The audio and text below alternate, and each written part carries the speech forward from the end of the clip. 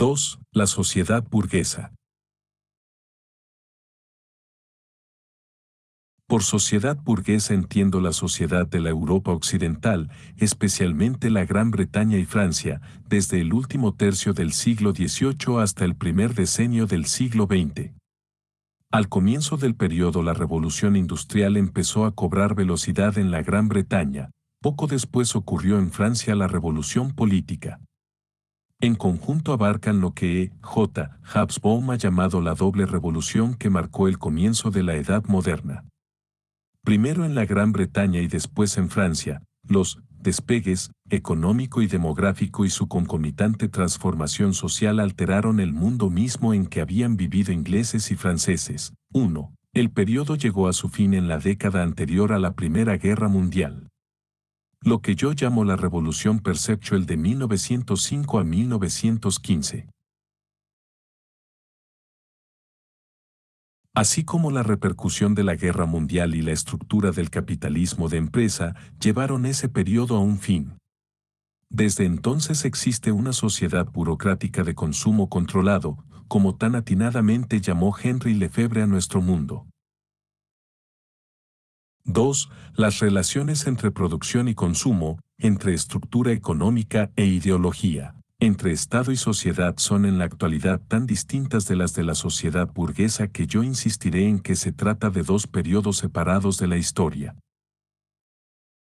Podemos emprender el estudio de la sociedad desde dos puntos de vista metodológicos, a saber, el marxismo y la fenomenología.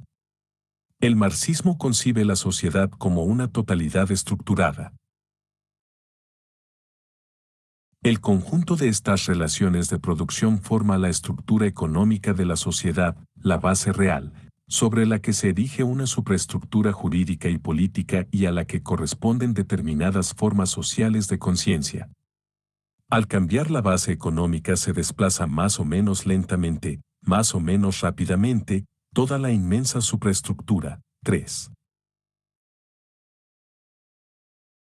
El concepto marxista de una estructura de muchos niveles en transformación sigue siendo el mejor marco general con que contamos para el estudio crítico de la sociedad. Por otra parte, la fenomenología describe la sociedad como un campo intencional, con su ubicación encarnada, aquí y ahora, extendiéndose hacia los horizontes espaciotemporales, allí y entonces. 4. Esta última metodología nos ofrece un conocimiento de cómo los habitantes de un mundo lo enfocan desde el interior como realidad en marcha, como un futuro aún no revelado. Ya lo indicó Merleau-Ponty, el mundo no es un objeto, es el medio natural y el campo de todos mis pensamientos y de todas mis percepciones explícitas. 5. El marxismo y la fenomenología, cada uno, indican el contenido de la percepción, es decir, el pensamiento o la conciencia de manera distinta. Para el marxismo tal contenido es una ideología que debe explicarse por la subestructura.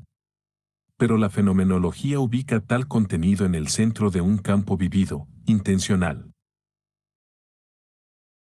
Tenemos así 1. El contenido de la percepción, es decir, el pensamiento o conciencia. 2. El campo de la percepción, constituido por medios de comunicación, jerarquía de los sentidos y orden epistémico. Y 3. La estructura, de muchos niveles, en transformación. Cada uno tiene su propia lógica o causalidad conceptual. Pero el pensamiento o la conciencia son inmediatamente enmarcados, es decir, determinados por el campo de percepción, que a su vez es forjado por la estructura social. En este sentido puede decirse que el contenido de la percepción es determinado, en última instancia, por la estructura social. En este sentido puede decirse que el contenido de la percepción es determinado, en última instancia, por la estructura social. No obstante, el ser humano enfoca el mundo desde el interior, empleando el contenido disponible de percepción para comprender y dominar el mundo, a menudo con una conciencia mínima de la determinación por el campo perceptual. Por consiguiente, el pensamiento no es un simple reflejo pasivo de la estructura social, sino la conciencia reflexiva por medio de la cual es vivida la estructura social como relaciones intencionales aún en vigor. En otras palabras, la conciencia se infiltra en todos los niveles de la estructura social como intersubjetividad y los activa. Mucho se ha escrito acerca de la sociedad burguesa desde el punto de vista de su estructura social, pero casi nada concerniente a la percepción burguesa. En esta obra me propongo describir la percepción burguesa. El campo burgués de la percepción. El nuevo y dominante campo de percepción en la sociedad burguesa fue constituido por el predominio de los medios tipográficos, una jerarquía de los sentidos que subrayaba la supremacía de la vista, y el orden epistémico de desarrollo en el tiempo. La tipografía promovió el ideal de que el conocimiento podía despegarse del conocedor para volverse imparcial y explícito. La supremacía de la vista hizo posible la verificación científica de tal conocimiento. Y el orden de desarrollo en el tiempo ofreció una conexión temporal para fenómenos observables más allá de su representabilidad en el espacio. En otras palabras, el conocimiento dentro del nuevo y dominante campo de la percepción había de ser objetivo, visual y espacio-temporal. Objetividad y visualidad eran normas ya establecidas en la sociedad estamental de los siglos XVII y XVIII, pero el desarrollo en el tiempo era un nuevo orden epistémico. Juntos constituyeron un nuevo campo para la percepción burguesa. Llamo burgués a este orden perceptual por tres razones interrelacionadas. Primera, el nuevo campo de la percepción reflejó la experiencia secular generada por la Revolución Industrial y la Revolución Francesa. Segunda, el conocimiento espacio-temporal, objetivo y visual dentro del campo promovió los intereses de clase de la burguesía triunfante. Y tercera, por esta afinidad entre el conocimiento dentro del campo y sus propios intereses de clase, los miembros de la burguesía se sintieron predispuestos a aceptar la validez y las presuposiciones subyacentes en este conocimiento, sin cuestionarlo mucho. Esto no significa que todos los burgueses aceptaran automáticamente este conocimiento o que algunos de otras clases no pudieran suscribirlo. Pero fundamentalmente se puede caracterizar como un campo burgués de percepción. Dentro del nuevo campo burgués de percepción surgieron nuevas y diferentes experiencias del tiempo, el espacio y la vida del organismo. Describiré estas en los tres siguientes capítulos. Pero aquí deseo caracterizar la percepción burguesa aislando los nuevos conceptos de trabajo, desarrollo y el subconsciente. Reflejaron experiencias nuevas, dinámicas, en el campo burgués de la percepción. A lo largo de esta obra supondré que los significados nuevos o cambiantes de ciertas palabras atestiguan la conceptualización de experiencias nuevas o cambiantes y que por tanto se les puede emplear como prueba en el estudio del cambio en la historia de la percepción.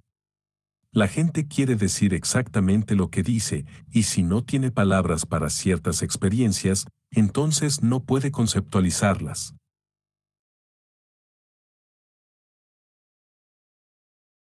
La mano de obra, arguyó Hannah Arendt en La condición humana, era diferente del trabajo. Sin embargo, en los tiempos premodernos se era incapaz de distinguir entre la mano de obra y el trabajo. 6. Yo diré que esta incapacidad reflejaba con precisión la experiencia premoderna del trabajo.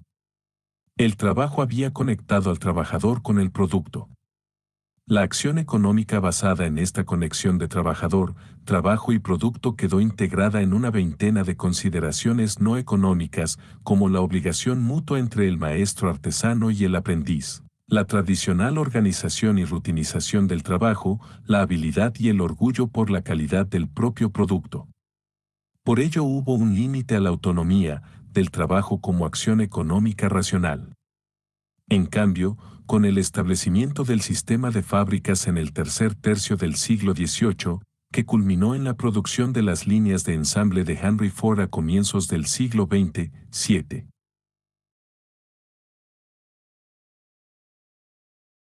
La producción industrial fue racionalizada como sistema lineal, responsable de insumo-producto, con cálculo de costos y ganancias. Ayudado por la máquina, el trabajo se estandarizó. La categoría o calidad de una persona era de poco valor, mientras pudiese atender la máquina entre 10 y 12 horas o más al día. El trabajador anónimo enajenaba una cantidad de trabajo a la producción industrial. Tal cantidad podía comprarse en un mercado libre y era útil al producir cierto número de artículos. La mano de obra, a diferencia del trabajo, era una entidad discreta, cuantificable dentro de un sistema de contabilidad de producción. Así, la mano de obra cuantificable liberó la acción económica de las consideraciones no económicas que antes rodeaban al trabajo, de modo que la racionalidad de la acción económica pudo prevalecer a través del espacio y el tiempo. En la sociedad burguesa, el ascenso de la acción económica racional fundada en una mano de obra cuantitativa ejerció una presión sobre todos los otros tipos de acción fundados en lealtades a personas, familias, grupos o estratos. Las relaciones sociales quedaron cada vez más bajo la presión de la racionalidad económica y tuvieron que justificarse en términos de función económica.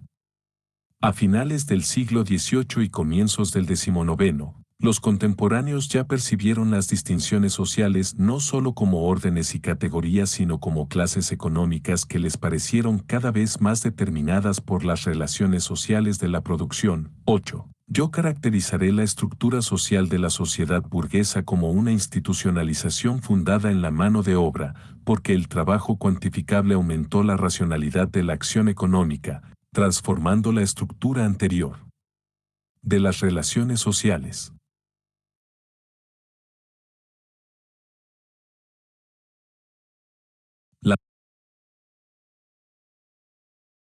La mano de obra era la nueva dinámica en un mundo secular del que se habían suprimido los mitos. Redujo al ser humano a la condición de hombre económico y organizó la producción en un sistema contable. Abrió el mundo a nuevas perspectivas para la acción y transformó el tiempo en un proceso de cambios acumulativos. La burguesía como empresaria de la mano de obra estaba al mando, en el centro de este universo. El burgués experimentó el mundo espacialmente como la explotación racional de la naturaleza y temporalmente como el aplazamiento consciente del deseo. Dentro de esta espacio-temporalidad vivida surgió una nueva personalidad burguesa. El proletariado que ofrecía la mano de obra, en cambio, fue arrastrado al proceso por la necesidad de subsistir. Las otras clases de sociedad burguesa, como la aristocracia terrateniente, el patriarcado y los campesinos, así como el clero, eran precapitalistas en experiencia y aspecto, y por tanto ocuparon posiciones periféricas en el proceso. Y sin embargo todos ellos, tarde o temprano, cayeron bajo la presión de la nueva acción económica. Se trató de una estratificación perceptual. Muy apropiadamente, la percepción de la época reflejó y trató de ordenar la nueva experiencia de la mano de obra. En 1763, al comienzo mismo de este periodo, Adam Smith precisó la división de la mano de obra como el nuevo fenómeno económico. 9. Luego, en La riqueza de las naciones, publicada en 1776, aisló la acción económica de las consideraciones de filosofía moral y explicó su funcionamiento por la teoría del valor-trabajo. Surgió una disciplina autónoma de la economía política para explicar la nueva acción económica fundada en mano de obra cuantificable. Después, David Ricardo y John Stuart Mill refinaron esta ciencia deprimente. A mediados del siglo XIX, Marx derivó su teoría de la plusvalía de la teoría del valor-trabajo y desplazó la economía política por el materialismo histórico. Desarrollo fue una palabra nueva en la sociedad burguesa, significando evolución o surgimiento de una condición latente o elemental, o el crecimiento y desenvolvimiento de lo que está en germen. Punto 10. Reflejó la nueva experiencia del tiempo como cambio acumulativo. El concepto faltó antes de este periodo. Previamente los cambios temporales se experimentaron como estacionales, cíclicos o restaurativos. Se les podía ritualizar como imitación mítica de algún arquetipo cósmico. O, como en los siglos XVII y XVIII. El tiempo fue comparado con el espacio. Sin embargo, la dinámica de las revoluciones económica y política que desembocaron en la sociedad burguesa rompió las cadenas de la experiencia y la conceptuación tradicionales del tiempo. En su lugar, o cubriéndolas, entraron en acción nuevas fuerzas para promover el sentido secular del tiempo como cambio acumulativo, que conducía a lo inesperado, lo nuevo. Esta experiencia del tiempo era una dimensión nueva, radicalmente distinta, que ya no podía ser contenida por el orden epistémico de la representación en el espacio. Dentro del nuevo campo perceptual, la serie de fenómenos nuevos, diferentes, no comparables, fue ordenada por la lógica de la analogía y la sucesión como un desarrollo en el tiempo. Se supuso que el nuevo orden era un proceso objetivo, es decir, que estaba realmente allí, que no era una proyección del espíritu humano.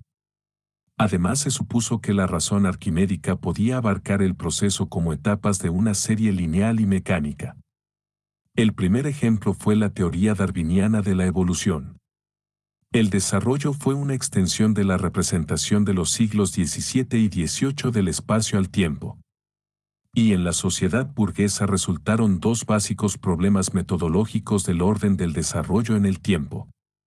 Uno de ellos fue la brecha entre el ser humano y aquel proceso objetivo. En otras palabras, ¿cuál era el lugar del sujeto en el proceso objetivo? Marx, en los manuscritos económico-filosóficos de 1844, vio objetivamente esta laguna como enajenación, Entäußerung, y subjetivamente como extrañamiento, Entfremdung. El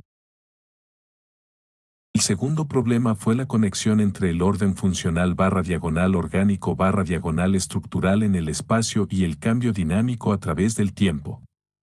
¿Cómo podía la misma razón arquimédica, que explicaba el orden en el espacio, explicar también el cambio a través del tiempo como surgido necesariamente de tal orden? Este fue el problema de la estática social contra la dinámica social, como se le enfrentaron Auguste Comte y Herbert Spencer.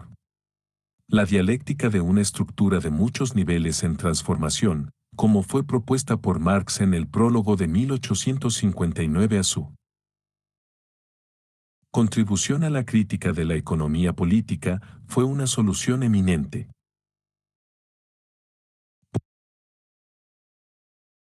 Por una parte, el desarrollo reflejó la nueva dinámica de la sociedad burguesa. Capacitó al burgués a explotar el mundo y creer en el progreso. Por otra parte, la perspectiva arquimédica subyacente en tal concepto objetivaba a la vez el espacio y el tiempo y colocaba al burgués en un mundo sin centro. No podía abarcar la experiencia temporal vivida entre ahora y entonces, la experiencia espacial vivida entre aquí y allí. En la sociedad burguesa había una laguna indecible entre la subjetividad del ego y la objetividad del mundo. La realidad misma se convirtió en producto final de una causación lineal, genética, de modo que la pregunta, ¿qué es?, fue desdeñada por el conocimiento de cómo surgió. La perspectiva arquimédica tampoco podía comprender la realidad de otro lugar y otro tiempo en perspectiva. Lo que en otras realidades no se podía objetivar y explicar, quedaba estereotipado como primitivo o exótico. En realidad, primitivismo y exotismo fueron dos nuevos intereses de la sociedad burguesa. 11. Para compensar por la experiencia alienada del ego burgués. El concepto del subconsciente como forma específica de lo inconsciente que yacía debajo de la conciencia, 12, entró en uso en la sociedad burguesa, atestiguando una nueva dicotomía entre la conciencia y el inconsciente. El sujeto vive en el mundo y actúa en él. El consciente que refleja este estar comprometido en el mundo es perspectivo y parcial. Siempre hay más en el sujeto, en el mundo, y en estar comprometido en el mundo, que conciencia de ello. Por lo tanto, lo inconsciente como lo opuesto de la conciencia no es un vacío irreal. 13. Potencialmente incluye todo lo que no sea la conciencia, esté dentro o más allá de la persona.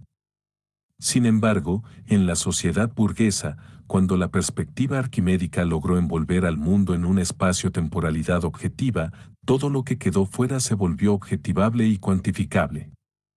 Así, lo que no podía conocerse, el inconsciente, llegó a ubicarse cada vez más dentro del sujeto, como el subconsciente. En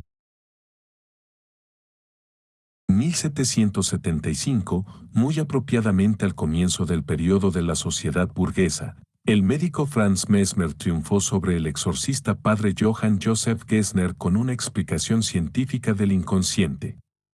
Ya no era posible comprender al inconsciente mediante una explicación religiosa. Al proceder la objetivación espacio-temporal del mundo en el siglo XIX, hubo una correspondiente proliferación de intereses compensatorios en el magnetismo animal, el sonambulismo, el hipnotismo, el espiritismo y la parapsicología. Sin embargo, al hacerse objetivo el mundo, mostrando pocas huellas de lo científicamente cognoscible, el interés por lo inconsciente pasó de los fenómenos que estaban más allá del sujeto a los fenómenos que había dentro de él.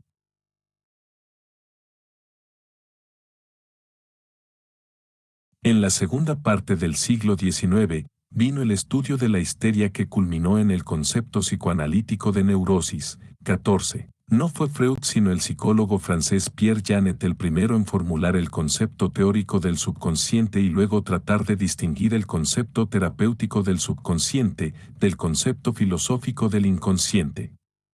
15. Pero Freud insistió en que no había inconsciente, salvo ello, dentro de la persona. Esta no fue una simple discusión terminológica, sino que estuvo basada en la observación clínica y la realidad percibida en la sociedad burguesa. Con el mundo volviéndose científicamente conocido, no podía haber un inconsciente más allá.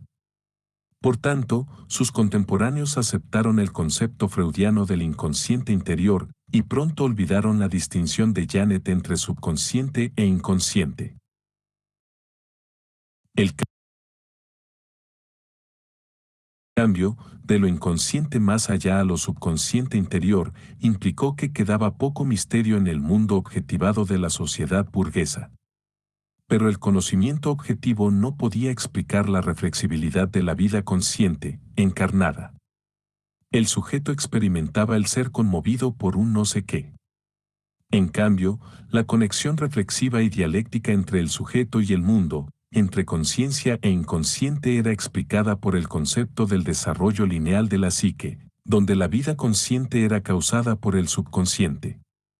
El conocimiento objetivo no liberaba al ser humano, sino que, antes bien, intensificaba su sentido de estar determinado. Y el inconsciente interior hubo de soportar la carga de explicar ese determinismo. El concepto del desarrollo lineal de la psique humana fue la simbolización apropiada del nuevo destino burgués.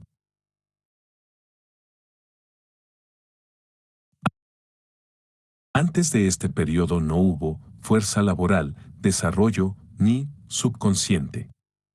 Y si la gente no tenía palabras para ellos, no podía concebir tal experiencia ni hablar de ella. La mano de obra en contradistinción del trabajo, el desarrollo en el tiempo y el subconsciente reflejaron, dentro del campo perceptual burgués, la nueva dinámica de la sociedad burguesa. Dentro del campo surgieron experiencias nuevas fundamentalmente distintas del tiempo, el espacio y la vida del cuerpo.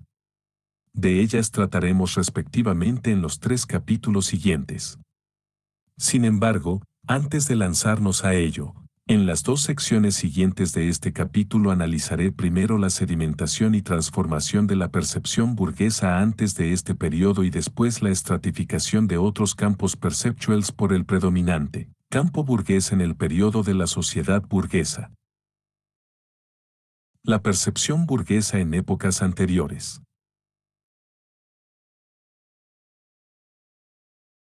El nuevo campo perceptual reflejó y confirmó las esperanzas de la burguesía triunfante, mientras hundía las de las otras clases. No obstante, antes de este periodo, las esperanzas burguesas quedaron, a su vez, constreñidas en otros campos de la percepción. El burgués no era un tipo ideal estático, como lo consideró Max Weber, con una sola carrera que nosotros pudiésemos seguir a través del tiempo. La burguesía fue una formación social cambiante en distintas estructuras sociales, nunca una identidad. Ocupó un lugar distinto dentro de un campo perceptual distinto en cada periodo. No hay continuidad de un periodo al siguiente. Y analizaré la relación entre la burguesía cambiante y los distintos campos perceptuals desde la Edad Media, no para mostrar cómo surgió, sino para exponer sus diferencias.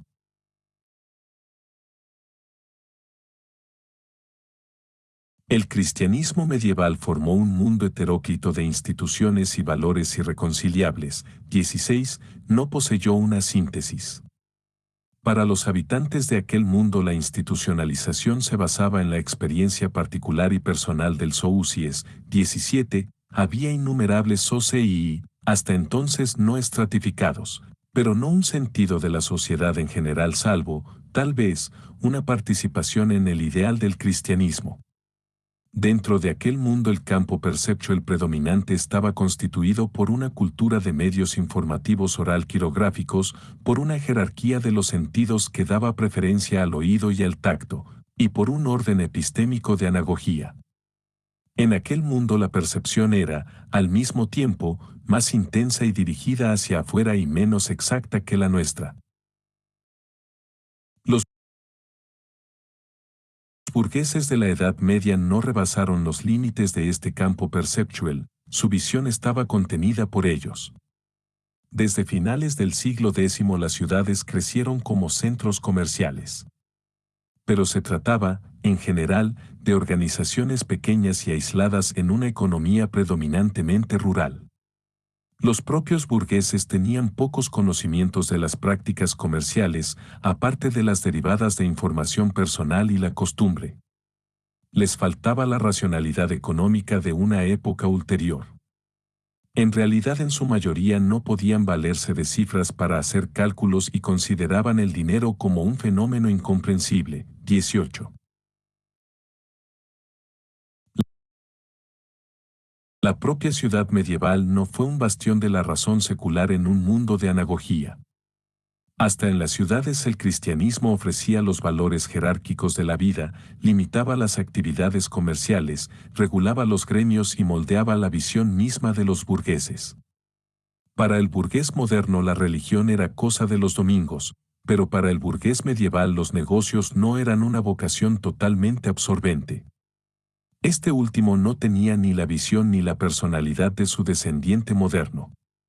En retrospectiva, fácilmente podemos exagerar los orígenes de la economía moderna y reducir la realidad de la perspectiva de la fe cristiana en las ciudades medievales. De hecho, durante el siglo XIII, cuando el crédito, el trueque y la banca intensificaron las actividades comerciales, el cristianismo mantuvo su vital dominio sobre las poblaciones urbanas mediante la contraofensiva de las órdenes franciscana y dominica. A mayor abundamiento, la Iglesia aprovechó la riqueza para organizarse y extender su dominio sobre los campos. Las crisis económica y demográfica del siglo XIV fueron interpretadas por sus contemporáneos como vicisitudes de la fortuna en los asuntos humanos. De algún modo las crisis afectaron el campo medieval de la percepción. En aquel siglo la nueva conciencia psicológica en el pensamiento del maestro Eckhart y de Guillermo de Aachen, 19, la imagen espacial en los cuadros de Duccio y de Watteau, 20, el ideal humanista en la literatura de Petrarca, Boccaccio y Salutati, atestiguan, todos ellos, un cambio de la percepción hacia enfocar el mundo. La iniciativa para este cambio llegó del norte de Italia, donde era poderosa la tradición de economía urbana y riqueza oligárquica. 21.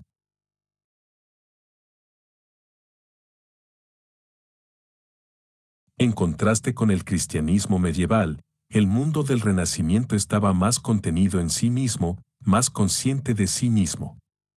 A la gente de la época le interesaban instituciones humanas tangibles, como la familia, el gremio y la constitución de la comunidad en general para precaverse contra las incertidumbres. La familia fue el foco de un nuevo amor conyugal, el gremio fue una protección contra los altibajos económicos, y la constitución de la comunidad se subrayó para prevenirse contra el peligro de una posible decadencia. 22. La moderna sociedad clasista es una estructura social dividida por estratificación horizontal y movilidad perpendicular, más por la primera y mucho menos por la última. Pero el Renacimiento careció de un terreno comúnmente percibido en el cual pudieran resumirse todas las diversas experiencias sociales.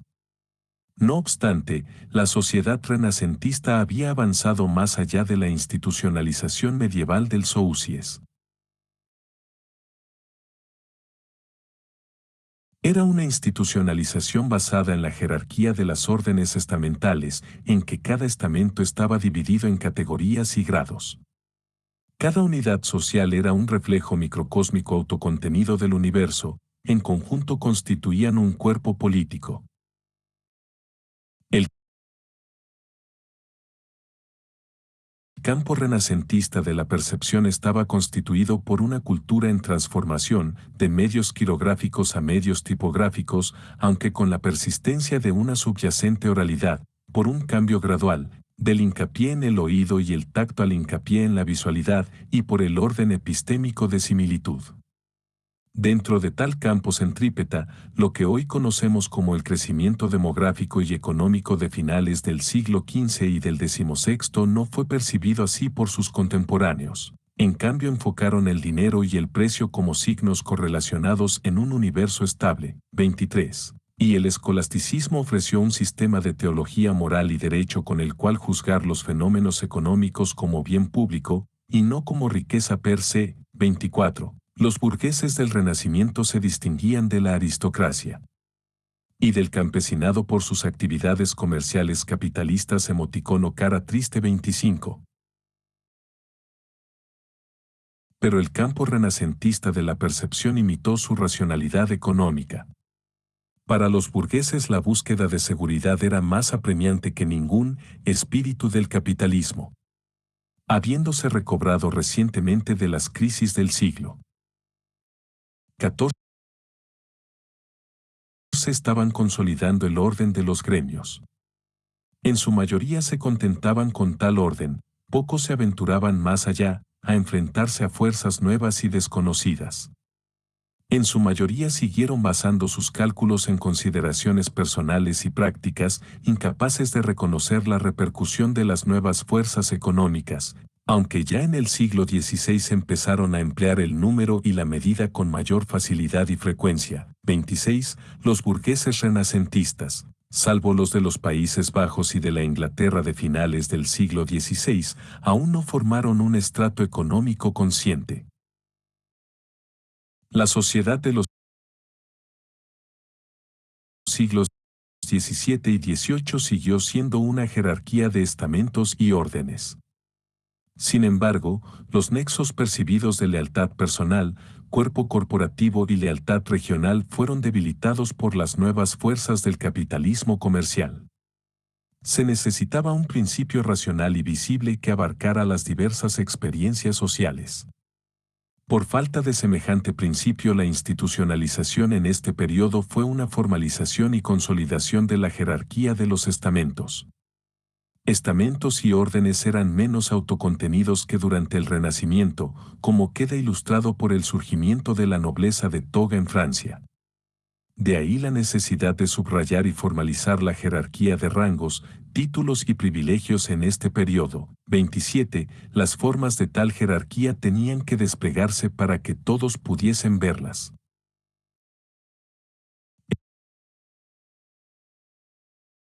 El campo perceptual en esa sociedad estamental de jerarquía formalizada fue constituido por una cultura tipográfica que se sobreimponía a una cultura oral tipográfica, por la supremacía de la vista y por el orden epistémico de la representación en el espacio. Dentro del nuevo campo la percepción fue visual, no reflexiva, y cuantitativa. El nuevo campo perceptual quedó centrado en las ciudades, desde las que irradiaba, haciendo presión sobre la cultura folclórica y la religión magia de los estratos inferiores. 28. Afectó a la mayoría de los miembros de la burguesía así como de la aristocracia, capacitándolos a consolidar sus propios intereses. Además, su repercusión fue evidente en la planeación de ciudades, la construcción de caminos y la jardinería, de paisaje, del periodo. Hasta la locura quedó institucionalizada especialmente. 29. La sociedad estamental de los siglos XVII y XVIII siguió siendo predominantemente rural. Pero el crecimiento demográfico del siglo XVI había estimulado grandemente la economía capitalista.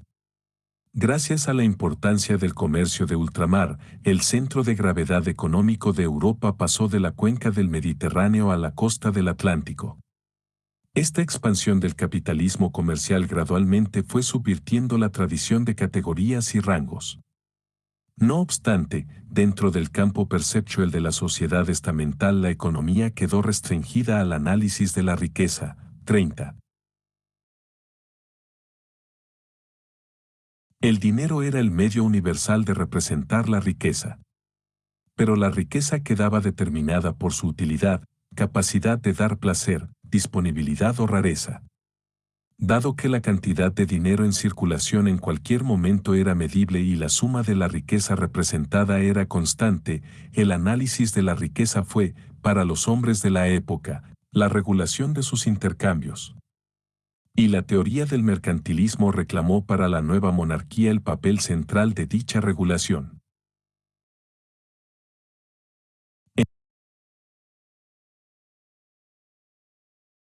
En aquella sociedad estamental la burguesía era menos que un estamento, pero aún no era una clase. Como estrato profesional y comercial formaba parte del tercer estado. Tampoco poseía solidaridad de clase, ya que la alta burguesía solía disipar su riqueza comprando cargos, tierras o matrimonios para sus hijos, en lugar de invertir nuevamente en empresas capitalistas. Carente del esprit de la nobleza, la burguesía era ese estrato nuevo y funcional que atendía a la economía comercial. La nueva racionalidad visual, no reflexiva y cuantitativa capacitó a la burguesía a ensanchar sus cálculos. Pero la razón no fue sustituto de la solidaridad social. Sin embargo, la burguesía se sintió superior a los demás miembros del tercer estado. Esencialmente tradicional y tendiente a la seguridad, fue impulsada por una red de regulaciones y libertades comunes. El triunfo mismo de la burguesía en este periodo la hizo incongruente dentro de la formalizada jerarquía de estamentos.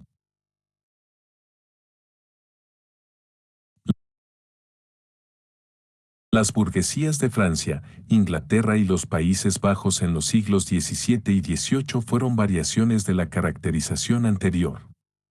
En Francia una burguesía cada vez más próspera fue limitada tanto por la monarquía centralizadora cuanto por la aristocracia decadente. Y sin embargo, monarquía y aristocracia dependían de la riqueza burguesa para mantener sus respectivas pretensiones de honor y gloria. Monarquía, aristocracia y burguesía, cada una con intereses rivales y sin embargo relacionados formaron, por tanto, una interrelación triangular. 31. En Inglaterra, en cambio, el Parlamento había logrado contener el poderío de la corona. Y las relaciones entre la aristocracia campesina y la riqueza urbana eran más abiertas en Inglaterra que las existentes entre la aristocracia y la burguesía en Francia. Con la economía inglesa más comercializada que la francesa, la corona y los terratenientes ingleses estaban mostrándose más acomodaticios ante los negocios y los intereses profesionales. 32. Por último, los Países Bajos eran una confederación de ciudades oligárquicas, sin que pudiese hablarse, en realidad, de un monarca o de una aristocracia terrateniente. 33. De Francia a Inglaterra y a los Países Bajos, el poder de la monarquía y de la aristocracia disminuyó, mientras aumentaba el de la burguesía. No obstante, en los tres países la burguesía siguió siendo oligárquica y corporativa, tendiente a imitar formas y modales aristocráticos. No solo fue confinada la burguesía a la jerarquía formalizada de la sociedad estamental, sino que su visión quedó limitada dentro de tal campo de percepción. Fueron necesarias dos revoluciones para destruir esa jerarquía formalizada y desplazar su campo perceptual. No hubo un desarrollo continuo de la burguesía a través del tiempo. En cambio, tenemos una historia discontinua de una burguesía que fue una formación social diferente en cada periodo, y en cada uno fue contenida por un diferente campo perceptual. La conciencia de clase burguesa quedó bajo la hegemonía cultural de diferentes formaciones sociales precapitalistas. Solo en el periodo de la sociedad burguesa propiamente dicha fueron sus esperanzas y expectativas reflejadas y confirmadas plenamente en un campo perceptual constituido por una cultura tipográfica, la visualidad y el orden del desarrollo en el tiempo. La estratificación perceptual en la sociedad burguesa.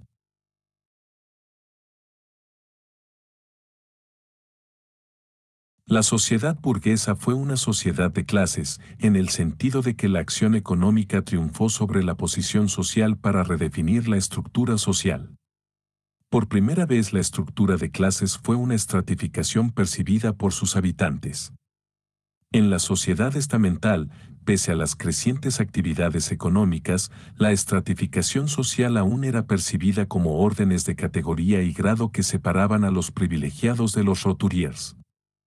En Inglaterra el concepto de clase entró gradualmente en uso a finales del siglo XVIII, pero solo en el segundo cuarto del siglo XIX el antagonismo vertical y la solidaridad horizontal de los intereses de clase llegaron a ser una realidad percibida. 34. En Francia, contra el trasfondo de una sociedad un tanto más rígidamente estratificada y pese a un ritmo más lento de desarrollo capitalista, la discontinuidad política de la Revolución y de la Restauración promovió la conciencia de clase. 35.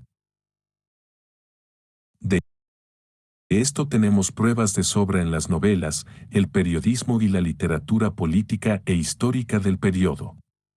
El surgimiento de la conciencia de clase confirmó la transformación de una sociedad estamental a una sociedad de clases, pues la clase ya no fue un término agregativo, sino una colectividad percibida. La estratificación de la sociedad burguesa por clases también fue una estratificación perceptual dominada por el triunfante campo de la percepción burguesa. La burguesía fue contenida por otros campos perceptuals en tiempos anteriores, pero en la sociedad burguesa, el campo burgués de la percepción ejerció una hegemonía sobre las realidades percibidas de las otras clases y estratos. La aristocracia campesina, la religión organizada, el campesinado, el proletariado y hasta lo oculto, cada cual consiguió su propia realidad, un mundo autocontenido de coherencia y validación interna. No obstante, bajo la presión del campo perceptual burgués, cada una de estas realidades o mundos tuvo que retroceder y hacer adaptaciones internas. El mundo de la aristocracia campesina. La aristocracia campesina vivía en una jerarquía personalizada que abarcaba todos los distintos niveles de una comunidad. Dentro de un lugar los miembros de la aristocracia campesina tenían tratos íntimos con quienes se encontraban encima o debajo de ellos. Aquí todo era gobernado por las costumbres, la precedencia y la genealogía. Este mundo se caracterizaba por su sensibilidad a lo particular o específico y no a un principio o creencia abstracta. Esta sensibilidad ahogaba todo cálculo racional de cambio. Y la propiedad de la tierra, fundamento económico de tal mundo, era considerada como la base de la posición social y el poderío político. Sin embargo, en el siglo XVIII el capitalismo había logrado invadir la economía rural inglesa, haciendo la agricultura más científica y comercial. De hecho, a mediados del siglo XIX había una profesión de administración de la tierra para encargarse de los negocios de la agricultura. 36. En Francia no había avanzado tanto la agricultura capitalista. Sin embargo, las diferentes políticas agrarias de la Revolución y de la Restauración habían mezclado tan profundamente la propiedad burguesa con la aristocracia, 37, que Marx pudo decir, la gran propiedad del suelo, pese a su coquetería feudal y a su orgullo de casta, estaba completamente aburguesada por el desarrollo de la sociedad moderna. Punto 38. A pesar de todo ello, esta incursión del capitalismo no alteró completamente la realidad del mundo de la aristocracia terrateniente. En acción económica, la aristocracia terrateniente tenía que aprender cálculo racional. Pero en posición y poder continuaba dependiendo de su propia tradición, aunque ya para entonces tenía mayor conciencia del rango dentro de su propia jerarquía. 39, y como lo sostuvo Karl Mannheim, la combinación del particularismo aristocrático con la razón burguesa condujo a una ideología posjacobina del conservadurismo. 40. La conciencia conservadora de la tradición, en contraste con la tradición preconservadora, promovió un sentido romántico del pasado. Pero la familiaridad con la razón burguesa también movió a la aristocracia terrateniente a hacer otros ajustes. Bajo la presión de los valores racionales, las formas de vida aristocráticas se volvieron más visualizadas y la persona más inhibida que antes. Y sin embargo, a la postre, el sentido que la aristocracia terrateniente tuvo de la particularidad y tradición de su propio mundo capacitó a sus miembros a contener, en diversos grados, la objetivación burguesa y el extrañamiento del sujeto. El mundo de la religión cristiana. El cristianismo poseyó una visión que trascendía la sociedad burguesa. El cálculo económico en la sociedad burguesa era inmanente dentro de una espacio-temporalidad objetiva. Pero el cristianismo creía que el espacio y el tiempo eran finitos, más allá de los cuales se encontraba el Dios trascendente y absoluto. El creyente, ubicado en el espacio y el tiempo, podía obtener por fe un acercamiento a Dios y sus designios. En la Edad Media el orden de anagogía limitaba la racionalidad de los burgueses. Ahora, en la sociedad burguesa, el cristianismo tuvo que readaptarse a un mundo objetivado por la razón burguesa. Las presiones ejercidas sobre el cristianismo condujeron siempre a una respuesta litúrgica, porque la liturgia, no la teología, ha sido la forma cristiana fundamental de expresión que combina la fe con el culto, dirigiendo al más allá la mirada de toda la persona. De este modo, cuando la realidad religiosa fue amenazada por valores ajenos, el creyente tuvo que responder en el nivel litúrgico fundamental. En la sociedad burguesa tanto el protestantismo como el catolicismo respondieron de esta manera a las nuevas presiones. El anglocatolicismo del movimiento de Oxford constituyó un regreso a la forma tradicional de culto. Pero la Iglesia de Inglaterra era tan evidentemente un producto de la transformación histórica, carente de las pretensiones sacerdotales y misteriosas de la Iglesia católica, que la conversión de alguien como John Henry Newman al catolicismo solo fue un paso más en este regreso. El catolicismo decimonónico empezó a prestar mayor atención al sacramento de la Eucaristía. Y ocurrió entonces el comienzo de un movimiento litúrgico católico. Además, una muy significativa respuesta de la liturgia católica en ese periodo fue la proclamación del dogma de la Inmaculada Concepción en 1854.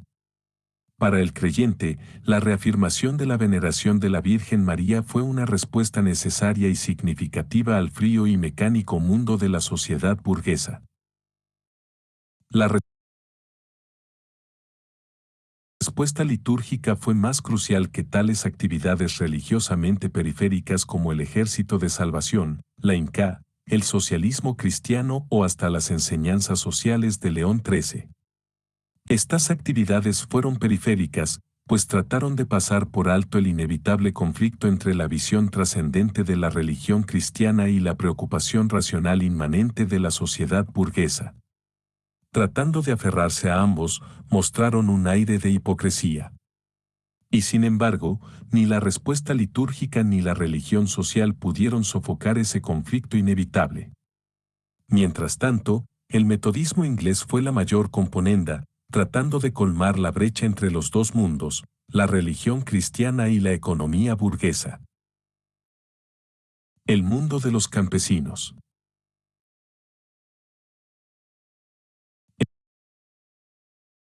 El campesinado se encontraba especialmente organizado en torno de la tierra. No la tierra per se, sino su tenencia, su uso, sus divisiones y su transmisión de una generación a otra definirían la organización de la comunidad campesina. El hogar campesino, las franjas cultivadas y la posesión común confirmaban que el campesino tradicionalmente dependía de la tierra. Temporalmente el mundo campesino estaba moldeado por los ciclos de la naturaleza y de la vida.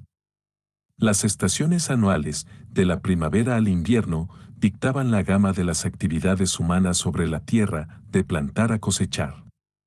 El ciclo vital de nacimiento, matrimonio, natalidad y muerte establecía la continuidad de una generación a otra. Dentro de esta espacio-temporalidad cíclica, envolvente, la cultura campesina era primariamente oral, y no letrada, daba preferencia al oído y al tacto sobre la vista. Aún a finales del siglo XIX un tercio de todos los campesinos franceses seguían siendo analfabetos, 41.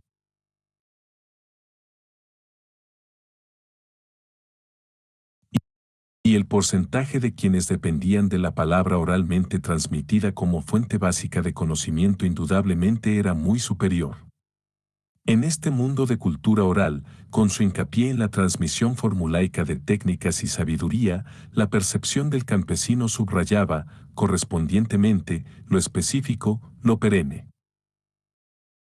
Durante siglos en el mundo campesino se habían infiltrado las fuerzas de la tecnología y de la economía mercantil, pero en el siglo XVIII la revolución agrícola transformó finalmente los campos.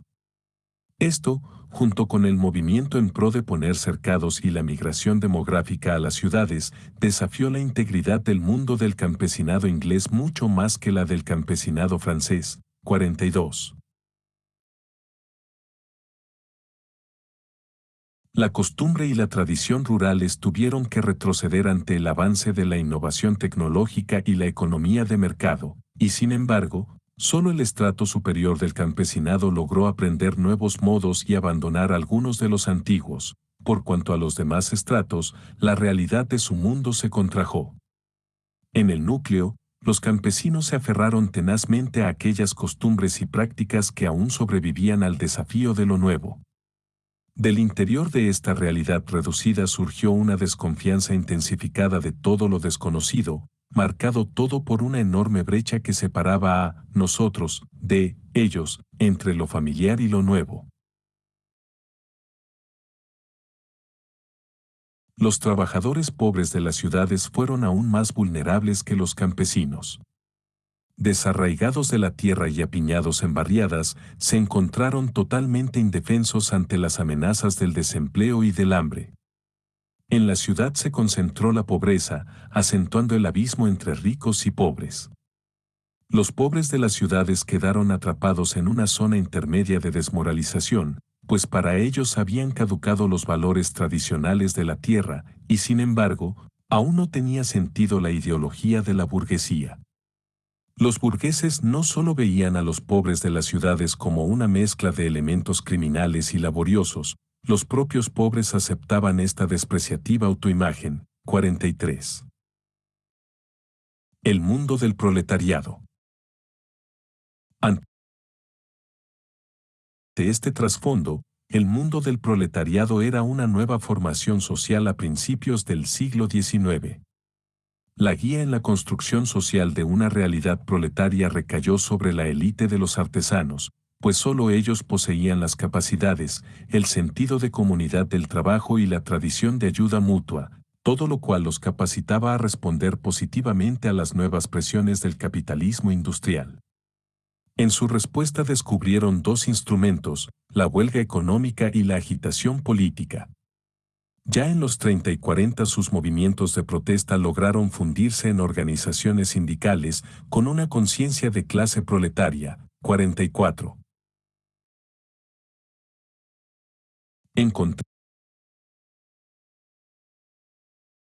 con la aristocracia terrateniente y con el campesinado, el proletariado era una clase nueva, resultante de las presiones del capitalismo industrial sobre la población laboral urbana.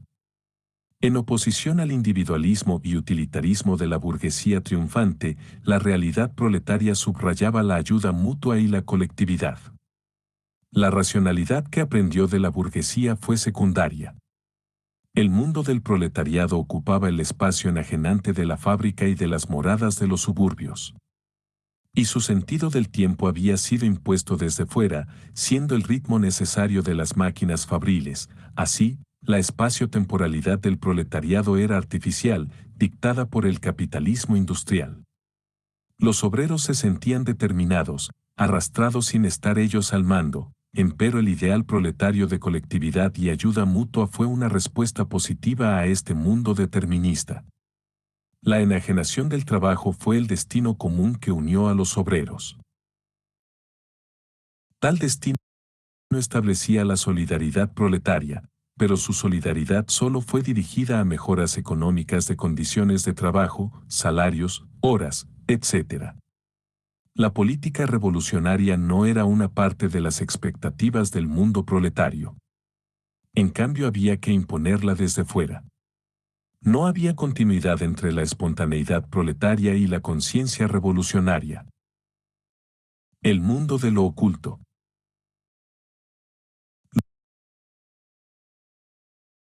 Lo oculto, magia, astrología, brujería y hechicería, quedó más lejos aún del mundo de la percepción burguesa.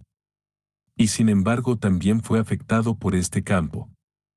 En la sociedad estamental de los siglos XVII y XVIII los estratos superiores de la población urbana fueron haciéndose más seculares, racionales y tolerantes.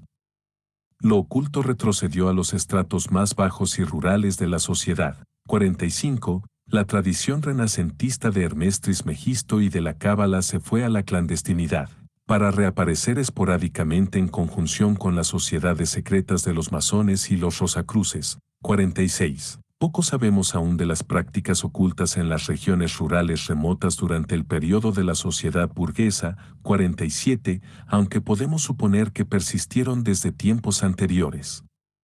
Pero lo oculto que fue nuevo en la sociedad burguesa parece haberse originado en los estratos superiores, urbanos, y no en los estratos inferiores y rurales de la sociedad. A comienzos del siglo XIX. Las clases superiores en las ciudades, alienadas por un mundo cada vez más objetivado, abrazaron el iluminismo y el espiritismo. 48. Ya en la segunda mitad del siglo proliferaba el interés en lo oculto. Durante los 50 y los 60 Alphonse Louis Constant hizo renacer la tradición hermética cabalística con una serie de obras sobre ritos mágicos. 49. En el decenio siguiente Helena Blavatsky enseñó una teosofía ecléctica de misticismo oriental y magia occidental. Fue una de las fundadoras de la Sociedad Teosófica en 1875, que proclamaba como su objetivo una sabiduría oculta en oposición al conocimiento mecanicista, científico. 50. La magia ritual de Constant fue aceptada después en Inglaterra, con la fundación de la Orden Hermética del Amanecer Dorado en 1888, y Aleister Crowley, autodeclarado mago, se le unió brevemente a finales de los 90. 51.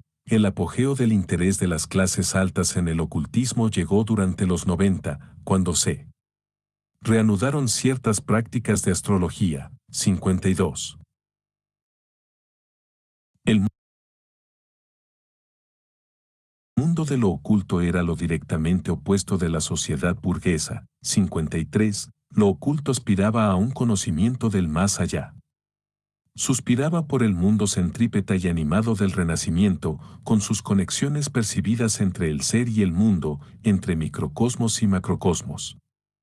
En directo contraste con lo oculto, el campo de la percepción burguesa promovía un conocimiento cuantitativo, no reflexivo, objetivo, sin ninguna relación con el ego. No obstante, sin el apoyo de un cosmos renacentista, el ocultismo decimonónico de Constant y de Crowley se contrajo en sí mismo. Por otra parte, el eclecticismo teosófico de Blavatsky comprometió peligrosamente la integridad de lo oculto. En la sociedad burguesa, lo oculto no pudo encontrar fuera de sí mismo un apoyo perceptual. Y el autodeclarado mago, sin un macrocosmos, no pasó de ser un falso profeta. 3. La temporalidad. La experiencia del tiempo vivido es distinta y más fundamental que la medición mecánica del tiempo por el reloj. Esta última es impersonal y objetiva, mientras que el tiempo vivido